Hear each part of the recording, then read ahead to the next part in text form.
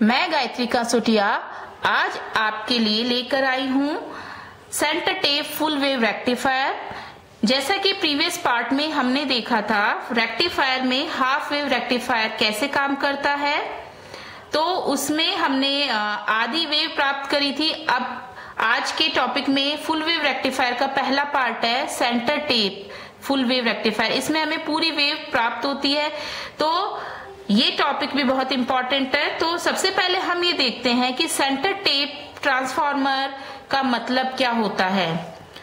तो this type of full wave rectifier usage A centre tap transformer and 2 diodes. तो ये हमारा जो फुल वेव रेक्टिफायर है उसमें जो कंपोनेंट रिक्वायर्ड है वो है सेंटर टेप ट्रांसफार्मर और 2 डायोड से मिलके बना होता है सेंटर टेप। तो सेंटर टेप ट्रांसफार्मर में हम ये देखते हैं कि प्राइमरी एक कॉइल है जिसमें हमारे जो सिरे हैं I1 और I2 है जिसपे इनपुट दिया जाता है, और दूसरे जो सेकेंडरी कॉइल है उस पे हम एक टैपिंग करते हैं सेंटर में। अपर पॉइंट को T1 टर्मिनल, मिडिल पोर्शन को T2 और बॉटम को कहते हैं T3। तो ये टर्मिनल T1, T2, T3 है। तो T2 जो है वो बिल्कुल मिडिल में है, यानी T1 और T3 के बिल्कुल मिडिल में 50% ये विभाजित कर रहा है। तो ये हमारा सेंटर है, that's why it is centre tap transformer. तो हम इसको जीरो रेफरेंस मानते हैं। ये जो है रेफरेंस जीरो है, तो हमारा यदि कोई वोल्टेज है तो पॉजिटिव वोल्टेज तो ये प्लस, यदि by the way 9 volt down कर रहा है स्टेप डाउन, तो ये +9 वोल्ट है, ये -9 वोल्ट है। तो ये स्टेप डाउन ट्रांसफार्मर का एक सेंटर टेप में जीरो रेफरेंस है। इससे अबो हमारा प्लस होता है और बिलो माइनस होता है। तो इस प्रकार से हम इसके सेंटर टेप को बता सकते हैं।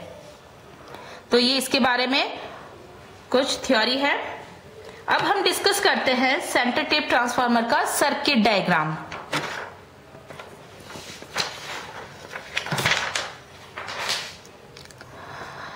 सेंटर टेप ट्रांसफार्मर के साथ में जो फुल वेव डिजाइन किया है वो कुछ इस प्रकार से है। हमने यहाँ पे AC इनपुट सिग्नल लिया है और ये हमारा ट्रांसफार्मर है जो सेंटर टेप है T1, T2, T3। इसके साथ में हमने 2 डायोड यूज करे हैं, diode D1 and diode D2, जिनकी वोल्टेज ड्रॉप है VD1 एंड VD2। और जो लोड रेजिस्टेंस है वो RL है जिसके अक्रॉस हमने आउटपुट लिया है जो कि हमारा DC आउटपुट है। तो इस प्रकार से हम इस सर्किट को डिजाइन करते हैं। अब इसमें जो हम इनपुट लेते हैं वो AC है, तो AC सिग्नल को दर्शाने के लिए जो हम एक इक्वेशन बनाते हैं वो है Vm sin omega t। Vm जो है अधिकतम वोल्टेज जो कि हमारे इनपुट सिग्नल की हो सकती है वो वोल्टेज है। तो हम इसको वेवफॉर्म से दर्शा सकते हैं। ये Vi जो इनपुट सिग्नल है अधिकतम वोल्टेज प्लस Vm है, और सब जो नेगेटिव में अधिकतम वो -Vm है। तो हमारा जो वेरिएशन हो रहा है वो सारा इस एंगल पे डिपेंड कर रहा है, यानी साइन फंक्शन से हमारा ये Vm या मैक्सिमम वोल्टेज प्रभावित होता है। तो ये ओमेगा t जो हम टाइम के रेस्पेक्टिव जो चल रहे हैं तो उसके साथ में हम इसका वेरिएशन दिखाते हैं। तो AC हमारा कहने का मतलब एक वेरिएट सिग्नल है जो टाइम के साथ में चेंज हो रहा है। तो ये हमारा सर्किट डायग्राम हो गया। अब इसके बाद में हम इसकी वर्किंग देखते हैं। वर्किंग हम बारी बारी से पॉजिटिव साइकिल और नेगेटिव साइकिल के लिए देखेंगे। तो फर्स्ट जो स्टेप है that is the for positive half cycle. तो during positive half cycle the T1 will produce positive and T2 will produce a negative voltage. The diode D1 will become forward bias and the diode will become reverse bias. This makes a closed path from T1 to T2 through the load resistor RL as shown in figure 7. अब जो figure हमने है इसका redraw किया है उसमें हम देखेंगे कि हमारे डायोड के साथ में क्या कंडीशन हो रही है, डायोड हमारा कैसे वर्क कर रहा है। तो हमने सर्किट ये रीड्रॉ किया है। इसमें हमने देख रहे हैं कि सेंटर टेप ट्रांसफार्मर में जो सेकेंडरी कॉइल पे वोल्टेज आ रहा है वो बराबर हमारा आ जाता है। तो पॉजिटिव हाफ साइकिल में ऊपर प्लस, नीचे माइनस, प्लस माइनस, इस तरीके से हमारी वोल्टेज यहाँ पे डिवाइड हो जाती है। तो हम ये देख पा रहे हैं कि जो ऊपर वाला डायोड है उसके एनोड सिरे पे पॉजिटिव आ रहा है इनपुट वोल्टेज का, तो ये क्या हो गया, ये फॉरवर्ड बायस हो गया या शॉर्ट सर्किट हो गया। नीचे हमने जो डायोड कनेक्ट किया था वो कुछ इस प्रकार से था। इस डायोड में यानी नेगेटिव जो वोल्टेज है वो हमारे एनोड सिरे पे आ रहा है, तो ये रिवर्स बायस हो गया या ओपन सर्किट हो गया। तो नीचे वाला सर्किट यानी कोई काम नहीं कर रहा है, ऊपर वाला सर्किट हमारा क्लोज पाथ दे रहा है। तो इस प्रकार से हम यहाँ पे एक केवीएल ड्रॉ कर सकते हैं। तो केवीएल में हम पाथ देखते हैं, जैसे यहाँ से माइनस प्लस एक वोल्टेज है वीएम, डायोड की जो वोल्टेज है वो VD1 है, तो माइनस प्लस प्लस माइनस यहाँ तक पाथ जा रहा। आगे जाके इसे दो पाथ मिलते हैं, एक नीचे और एक ऊपर। नीचे वाले पाथ को यदि फॉलो करते हैं तो नीचे वाला पाथ ओपन है, इसलिए नीचे कोई पाथ नहीं बनेगा। आगे यदि ये जाता है तो आगे एक क्लोज पाथ मिलता है जो कि V आउटपुट के साथ होते हुए अगेन ये जाके हमारे 0 रेफरेंस पॉइंट पे मिला देता है। तो इस प्रकार से हमारा केवीएल एक कंप्लीट हो जाता है। तो इस केवीएल को हम लगाते हैं इस क्लोज पाथ के लिए। तो हम इसमें वोल्टेज सोर्स जितने भी है उन सबको यहाँ पे ऐड कर देते हैं। तो हम 1 बाय 1 देखेंगे।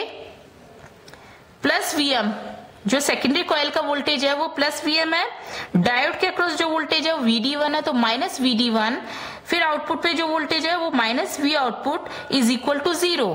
तो ये हमारी इक्वेशन हो गई केवीएल। अब हम यदि आइडियल डायोड मानते हैं तो जो VD है वोल्टेज ड्रॉप है उसको हम 0 कंसीडर करते हैं, और यदि ये आइडियल नहीं है तो हम सिलिकॉन के लिए 0.7 और जर्मेनियम के लिए 0.3 कंसीडर करेंगे। तो आइडियल मानते हुए हम यहाँ पे इसको 0 पुट कर देते हैं। 0 पुट करते हैं तो हमारा आउटपुट वोल्टेज निकल के आता है प्लस Vm।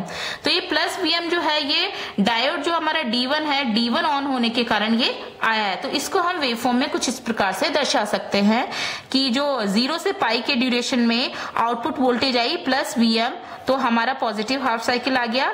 तो ये हमने पहली वेवफॉर्म दर्शा दी। अब हम देखेंगे नेगेटिव हाफ साइकिल में फुल वेव रेक्टिफायर कैसे काम कर रहा है। तो स्टेप सेकंड है हमारी, during negative half cycle T1 will generate negative and T2 will generate positive. So diode D1 become reverse bias and diode D2 become forward bias. This makes a closed path from T2 to T3 through the load resistor RL as shown in figure 8. तो इसके लिए हमने circuit को वापस से draw किया है। इस सर्किट में हम देख रहे हैं कि हमने जो इनपुट है वो नेगेटिव कंसीडर किया है, तो नेगेटिव होने की वजह से ऊपर माइनस और नीचे प्लस हो गया, जो कि सेकेंडरी कॉइल पे ट्रांसफर हो गया। सेकेंडरी कॉइल पे वोल्टेज Vm ही है लेकिन उसकी डायरेक्शन चेंज है। अब हमने माइनस के अकॉर्डिंग यदि डायोड D1 की कंडीशन देखी तो इसके एनोड पे हमें नेगेटिव मिलने की वजह से ये रिवर्स बायस या ओपन सर्किट हो गया। तो अब हम नीचे वाले डायोड की बात करें तो डायोड नीचे जो है उसका एनोड सिरा वो इसके पॉजिटिव से ही कनेक्ट है, तो ये डायोड फॉरवर्ड बायस हो गया। तो हमने ये देखा कि ऊपर वाला सर्किट काम नहीं कर रहा, नीचे वाला हमें एक वर्किंग में मिल रहा है। तो हम इसके लिए अब एक क्लोज पाथ देखते हैं कि क्लोज पाथ कैसे बन रहा है। तो यहां से हम यदि स्टार्ट करते हैं 0 रेफरेंस से, तो माइनस प्लस यानी ये एक वोल्टेज Vm, फिर उसके बाद में प्लस माइनस वोल्टेज VD2, फिर यहां से हम आगे जाते हैं। तो आगे जाने के बाद में हमें यहाँ पे दो रास्ते मिलते हैं, एक तो हमारा अंदर की तरफ और एक हमारा लोड की तरफ। तो इस तरफ यदि जाते हैं तो ये ओपन सर्किट होने की वजह से यहाँ पे ये पाथ नहीं काम करेगा और हमारा जो पाथ है वो लोड की तरफ चला जाएगा। तो यहाँ से हमारा जो आउटपुट की तरफ होते हुए वापस से ये हमारा 0 रेफरेंस पे आते हुए ये पूरा एक क्लोज पाथ दे देता है। तो ये क्लोज पाथ हमारा कहां से कहां तक हुआ, ये T1 से लेके ये हमारा है T2 से लेके T3 तक क्लोज पाथ बन गया। तो इस क्लोज पाथ में अब हम KVL लगाएंगे। तो KVL लगाते हैं हम इसमें। तो फर्स्ट हम लगाते हैं प्लस Vm, फिर उसके बाद में डायोड के अक्रॉस जो वोल्टेज है वो माइनस VD2, फिर आउटपुट पे जो वोल्टेज है वो minus V output, then is equal to 0।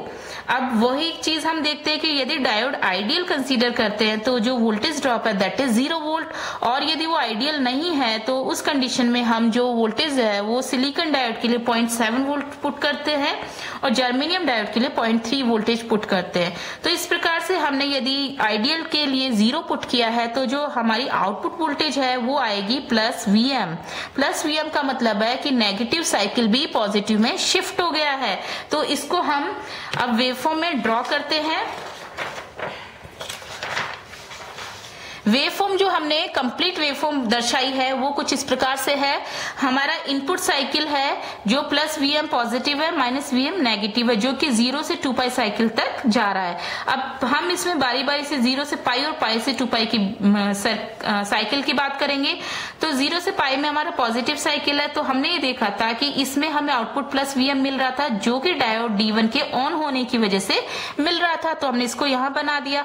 अब नेगेटिव हाफ साइकिल में हम ये देख रहे हैं कि डायोड D2 ऑन होता है, जिसकी वजह से हमें वापस से पॉजिटिव में ही शिफ्ट मिल जाता है, तो हमने वापस से नेगेटिव को पॉजिटिव में बना दिया।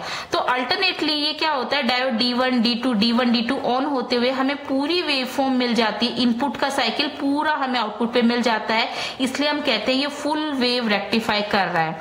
अब रेक्टिफायर तो डिजाइन किया है, लेकिन रेक्टिफायर क्या होता है, डीसी बनाने के लिए, लेकिन डीसी में भी कुछ एसी कंपोनेंट आ रहे हैं। क्यों?